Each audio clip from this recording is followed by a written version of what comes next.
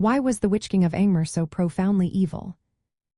Imagine a figure so terrifying that even the bravest warriors tremble at his name. That's the Witch King of Angmar, a villain whose evil runs deep and dark. His story begins with a man of great power and ambition, possibly of Númenórean descent, who was given one of the 9 rings of power. These rings were meant to grant immortality and strength, but they also came with a terrible price. The ring enslaved his spirit, turning him into a wraith, a shadow of his former self, completely under Sauron's control.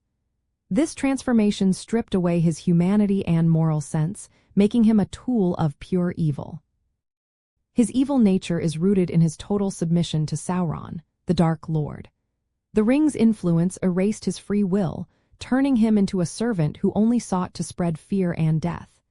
As the leader of the Nazgûl, or ring-wraiths, he became the embodiment of dread. His mastery of dark magic and necromancy allowed him to command armies of orcs, evil men, and spirits. He could animate the dead, creating terrifying creatures like the Barrow-wights to terrorize the northern kingdom of Arnor. His use of a Morgul knife, which could turn victims into wraiths like himself, shows how cruel and supernatural his methods were. He was also a proud and vengeful figure. His hatred for the free peoples of Middle-earth fueled his campaigns. He founded the Kingdom of Angmar to wage war against the Dunedain, the noble descendants of Númenor. His desire to dominate was driven not only by loyalty to Sauron but also by personal malice and ambition. His leadership in battles like the Siege of Minas Tirith demonstrated his overwhelming power and his terrifying presence on the battlefield.